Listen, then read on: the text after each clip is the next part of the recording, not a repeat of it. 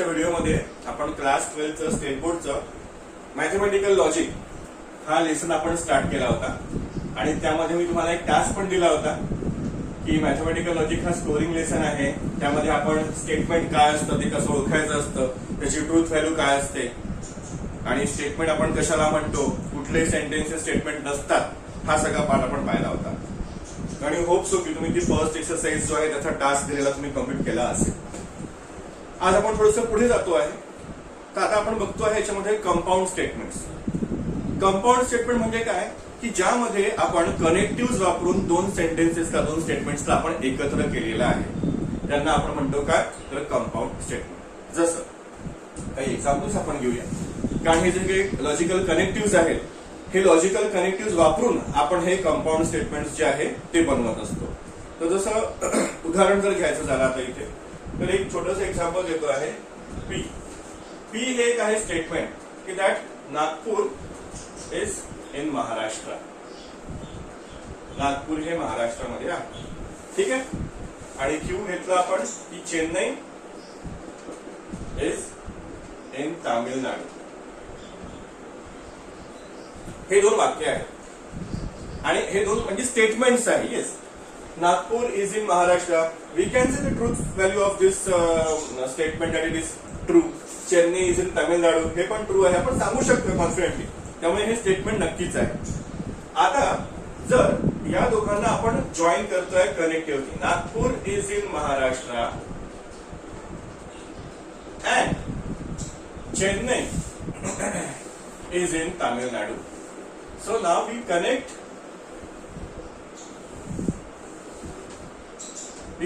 these two statements by using connective and. So we can write the symbolic form for this. आपण याचा symbolic form लिहू शकतो. जसं Nagpur is in Maharashtra it represent P and Chennai is in Tamil Nadu it represent for Q. So याला आपण connect केलेलं आहे कशाने? अँड नी. जेव्हा अँड नी कनेक्ट केलेला आहे तेव्हा यामध्ये आपण काय करतो, आपण याच्यामध्ये कनेक्टिव्ह वापरतो आहे आणि हे जे कनेक्टिव्ह आहे ते कनेक्टिव्ह काय आहे? This is the conjunction. याला आपण काय म्हणतो? Conjunction. This is conjunction. So for and we use conjunction. तर असेच काही स्पेसिफिक कनेक्टिव्ह आपल्याकडे आहेत. मी त्याचा चार्ट तुम्हाला सांगतो, त्या चार्टवरून तुमच्या लक्षात येईल की हे कनेक्टिव्ह म्हणजे स्टेटमेंट बघून तिथे कुठलं कनेक्टिव्ह आहे आणि कुठला सिम्बॉल तिथे आपण वापरू शकतो हे तुमच्या लक्षात येईल. तर हा चार्ट जो आहे तो नक्की तुम्ही व्यवस्थित बघा. कनेक्टिव्ह जे आहे तुमच्याकडे सगळ्यात पहिले इथे कनेक्टिव्ह इंग्लिश मध्ये आपण त्यांना काय म्हणतो, त्याचे सिम्बॉल काय आहेत आणि कनेक्टिव्ह इन लॉजिक. लॉजिक मध्ये त्या कनेक्टिव्हचा काय अर्थ असतो. तर सगळ्यात पहिले जसं अँड, पहिलं जे आपण कनेक्टिव्ह बघितलेलं आहे अँड, त्यासाठी आपण वापरतो आहे काय? हे कंजंक्शन. नंतर आपण याच्यामध्ये वापरतो आहे ऑर. यासाठी आपण हे वापरतो डिसजंक्शन. नंतर तिसरं आहे नॉट. नॉट साठी आपण यूज करतो निगेशन. ठीक आहे, कंजंक्शन, डिसजंक्शन, निगेशन. अँड आणि बट साठी दोघांसाठी कंजंक्शन यूज करत असतात त्यामध्ये. नंतर इथे इफ अँड देन जर असेल, इफ अँड देन, तर याला आपण इथे वापरत असतो हा असा सिंगल एरो, ज्याला आपण म्हणतो कंडिशनल किंवा इम्प्लिकेशन. कंडिशनल आणि इम्प्लिकेशन यापैकी काही तुम्ही वापरू शकता. मग आहे इफ अँड ओनली इफ, किंवा आपण म्हणू शकतो IFF इफ. यासाठी आपण हा असा डबल इम्प्लिकेशन वापरतो किंवा याला आपण म्हणतो बाय कंडिशनल. बाय कंडिशनल और we can say that double implication. So these are some connectives in mathematical logic that we use for a statement to connect the two statements by using this symbol: conjunction, disjunction, negation, conditional or implication, and by condition. And there are truth values for all these connectives. या सगळ्या connective साठी truth values आहेत. Truth टेबल्सनी आपण त्या denote करत असतो. त्या कशा असतात त्या आपण बघूया आता. तर जसं कनेक्टिव्ह आपण वापरतो आहे दोन स्टेटमेंट मध्ये. एक स्टेटमेंट असतं पी आणि दुसरं स्टेटमेंट आपण घेतो काय क्यू.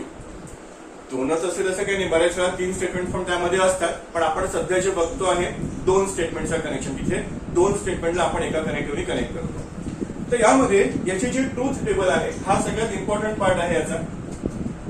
जसं सगळ्यात पहिले आपण पाहतो आहे कंजंक्शन बद्दल. कंजंक्शनच्या केसमध्ये बघा, एक स्टेटमेंट पी राहणार आहे आणि दुसरं स्टेटमेंट राहणार आहे क्यू.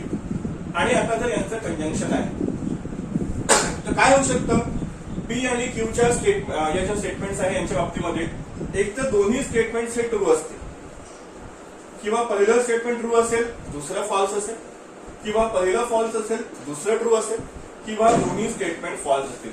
या चार शिवाय कुठल्याच कंडिशन येत नाही. त्यामुळे नेहमी ट्रूथ टेबल मध्ये पी आणि क्यू दिलं असेल तर T T F F P मध्ये आणि क्यू मध्ये टी एफ टी एफ असं घ्यायचं. आणि आता जेव्हा आपण याला अँड नी कनेक्ट करतोय म्हणजे कंजंक्शन आपण वापरतो आहे, तर यासाठी यांचा जो ट्रूथ यांची व्हॅल्यू जी असते, जर दोन्ही ट्रू असेल स्टेटमेंट तर नक्कीच पी कंजंक्शन क्यू काय राहणार आहे. पण या दोघांपैकी एक जरी फॉल्स असेल तर ते काय असणार आहे, ते असणार आहे फॉल्स. हा झाला ट्रूथ टेबल कोणासाठी, कंजंक्शनसाठी. दुसरा डिसजंक्शन जर आहे, परत इथे पी क्यू आणि पी डिसजंक्शन क्यू, यात दोन्ही स्टेटमेंट्स ट्रू आणि हे false, true false true false. यामध्ये असं होतं की इथे पी दोन्ही जर ट्रू आहे तरी ते ट्रू राहणार, एक जरी कुठला ट्रू आहे तरी ते ट्रू राहील, पण दोन्ही जर फॉल्स असेल त्या केसमध्ये ते काय येतं, फॉल्स. तिसरं याच्यामध्ये निगेशन आहे. निगेशन ही अत्यंत सोपी आहे.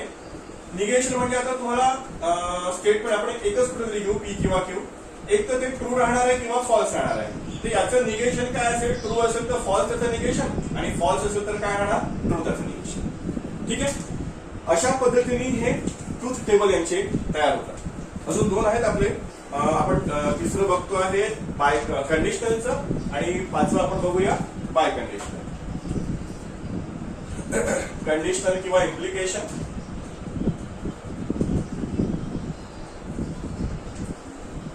आणि हे बाय कंडिशनल किंवा डबल इम्प्लिकेशन. पी आणि क्यू तर तेच राहणार आहेत, त्यांच्या व्हॅल्यूज काही बदलणार नाही. तर पी इम्प्लिकेशन क्यू जे आहे, त्या पी इम्प्लिकेशन क्यू मध्ये काय असतं, इथे फक्त जेव्हा ट्रू आणि फॉल्स असेल तेव्हा त्याचं आन्सर जे आहे ते फॉल्स येतं. ट्रू आणि फॉल्सचं फॉल्स येतं आणि बाकी तिन्ही केसेसमध्ये त्याचं आन्सर जे आहे ते काय येतं, ट्रू येतं. आणि डबल इम्प्लिकेशनच्या केसमध्ये काय होतं, जेव्हा दोन्ही व्हॅल्यूज ट्रू आहेत आणि दोन्ही व्हॅल्यूज फॉल्स आहेत तेव्हा ट्रू असतं आणि बाकी दोन्ही केसेसमध्ये हे काय असतं, फॉल्स. तर अशा पद्धतीने टोटल हे पाचही जे आपण कनेक्टिव्ह पाहिलेले आहेत, कंजंक्शन, डिसजंक्शन, निगेशन, कंडिशनल, बायकंडिशनल, त्या सगळ्यांचे हे ट्रूथ टेबल आहे. हे ट्रूथ टेबल जे आहे ते आपल्याला वापरायचे आहे, कारण तुम्हाला आता वेगवेगळे स्टेटमेंट पॅटर्न दिले असतील. कनेक्टिव्ह वापरून त्यांना सिम्बॉलिक फॉर्म मध्ये लिहायचं असतं, त्यांचा ट्रूथ टेबल तयार करायचा असतो. त्यानंतर तुम्हाला इथे स्विचिंग सर्किटचं एक टॉपिक दिलेला आहे, त्यामध्ये पण या टेबलचा तुम्हाला वापर होतो. या ज्या ट्रूथ व्हॅल्यूज आहे यामध्ये आपण स्विचिंग टेबलला 1 आणि 0 हे पण सिम्बॉल आपण त्यामध्ये युज करत असतो. ते आता जसं आपण पुढे जाऊ लेसन मध्ये तसं तसं आपण तो पाठ बघू. तुम्हाला सगळ्यांना आता सुरुवातीला आता हा टास्क करायचा आहे तो म्हणजे की हे सगळं तुम्ही नोट करा प्रॉपरली. आणि तुम्हाला एक्सरसाइज मध्ये काही स्टेटमेंट दिलेले आहेत, त्यांना तुम्हाला कनेक्टिव्हली जॉईन करायचं आहे. जसं तुम्हाला मी पहिलं एक्झाम्पल सांगितलं, Nagpur is in Maharashtra and Tamil Nadu in Chennai is in Tamil Nadu, त्याला आपण अँड कनेक्ट केलं आणि त्याचा सिम्बॉलिक फॉर्म बनवला. एक्सरसाइज मध्ये तसे काही क्वेश्चन्स दिलेले आहेत, ते तुम्ही नक्की सॉल्व्ह करून बघा.